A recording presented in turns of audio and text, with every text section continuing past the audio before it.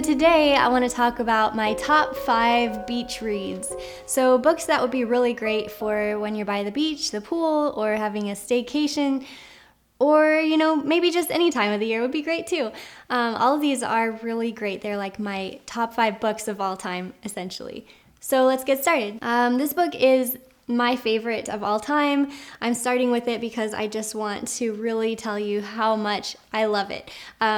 Outlander by Gabaldon is World War II, and it's based with a girl named Claire Randall who is married, and she's a nurse in the army, and she needs to rekindle her marriage to Frank, her husband, and they go to Scotland to kind of have an official honeymoon after all of this time. And so they go to the countryside where there's a hill, a circle of stones called Craignadoon, and she has to, well, she doesn't have to, she just kind of explores that area, and she's picking flowers, and then all of a sudden she touches one of the stones, she gets cast back in time, and she doesn't even know that she's cast back in time till she sees people wearing very different outfits.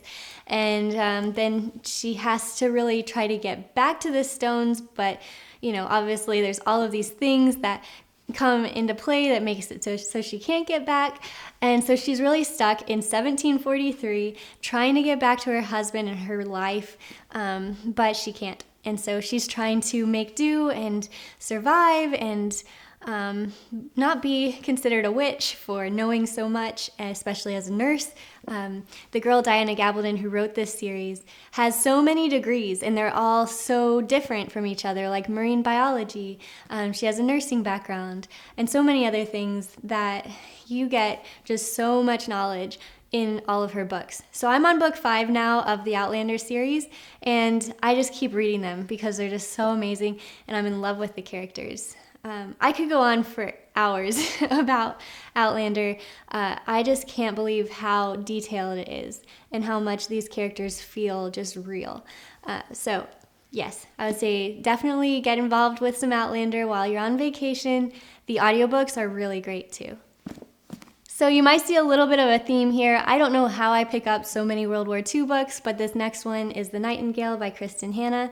I talked a little bit about this a few months ago on this channel, so I won't go too much in depth with it, but World War II France, there's 2 sisters that are very different from each other, that the war really tests them both in different ways. So one's very strong-willed, and the other sister has a family, and she's just trying to survive.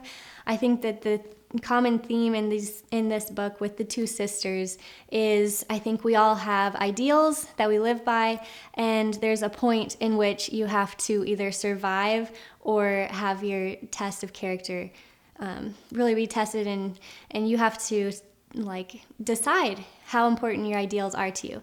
So that's really what I think this book is about. It also made me blubber with this scene of their dad. So that's all I'm going to say about that. Yeah, I would say that this book was not boring at all in any part. So that's kind of a rarity because there's so many books I get halfway through and I'm like, oh my gosh, this is a snooze fest. But this one was awesome. So for all my fashion people out there, I would definitely suggest a novel of Zelda Fitzgerald. You get to read so much about all of Zelda's style as she is the original flapper. She's the wife of F. Scott Fitzgerald. I have read a few books by F. Scott Fitzgerald, and I really liked him and appreciated him until I read this book, and it made me totally Team Zelda. That is a thing, people take teams over this marriage, and there's probably some people out there that are like, read this book instead, you'll feel differently, but this is just where I am today. It was very interesting, had a lot to do about mental health issues as well, because she had issues with bipolar, and there were a lot of different things that back then they couldn't treat. They couldn't even identify her issues that she was having very correctly and help her in those ways. So a lot of her treatments kind of made things worse for her as well. But there was so much else going on in her life that you get to really see and understand. Aside from those things, she was really an amazing author. She was really the inspiration, the muse behind everything that F. Scott Fitzgerald wrote. And she was an amazing artist, and she was just so well known for all of the things that she would put herself in. And she would really throw herself into things like ballet was another one. I think that you really get to see the difference in her style when she was growing up in the South, and then also as like she got older and she's meeting with Scott and they're going to parties and moving to urban places, her style just completely transforms. So that was a really cool thing to read about. And I got to connect with Therese Ann Fowler, the author of this book, over Instagram. So that was just kind of a cool thing that happened for me reading this. All right, book number 4, Judith Kinghorn has some awesome books. And this was the first one I read from her, which is The Last Summer. For anybody who likes The Notebook, you would love this book because it's almost verbatim. There were some points in it that I'm like, okay, this was directly from The Notebook. But it didn't make me love it any less. Like, I absolutely love The Notebook, and I loved The Last Summer. They're written differently, though, as far as characters and environments.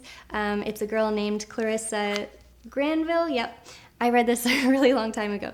Clarissa Granville, she's really drawn to Tom Cuthbert, the housekeeper's handsome son. So I will leave you with that much detail. You can probably fill in the rest if you know about The Notebook. But this book I read so fast, and I'm just really not a fast reader. I just ate this one up, stayed up late, so I can't recommend this one enough. Okay, so this is the last one, but then I'm going to talk about a bonus one in a second, so stay tuned. But this one is Stars Over Clear Lake by Loretta Ellsworth. I read this one last year, and it is so perfect for summer because it's about the Midwest in America, World War II again, and it was so interesting to read it because it was about Iowa. And I just have not read many books about Iowa. There's not many out there. So this one, I learned a lot about the perspective of World War II from the Americans' standpoint. A lot of times when I read World War II, it's in Europe, Germany, all of those things.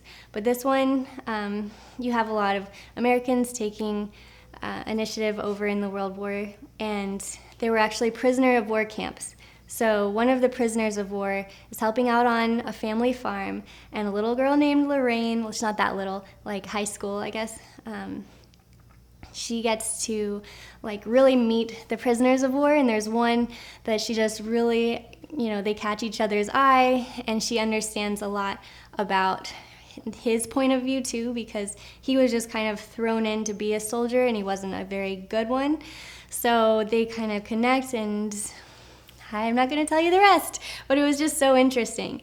And it's based around a building that I don't even remember what building it was anymore, but it was really famous in Iowa. Buddy Holly sang there before he died. So yeah, that place had a lot to do with just all of these romances that would happen in real life. It's a real place, and you get to like see it. I went on Instagram, and it's a real place. It was fun to like see it after I read the book. So that was really awesome. Stars Over Clear Lake has a couple different meanings. It's metaphorical in a lot of ways, and it was just a really beautiful book. It was very heartwarming, so I had to include it as one of my favorites. So my next book that I'm reading is Jane Eyre. My friend gave this book to me, so thank you, Rachel, and I'm really excited to read this. It's one of those classics that I just never got around to reading. So yeah, I'm really excited to read it. If you guys want to read it along with me this summer, then please do, and we can just talk about it. I don't know how yet, but I'll figure that out. All right, guys, thank you so much for watching this. It was so much fun to talk about books once in a while. I usually talk about fashion, but it's been fun to like break out of the mold a little bit and just talk about all the things that I've been reading, and hopefully some of these will serve you well while you are vacationing. And I'll see you guys later. Bye.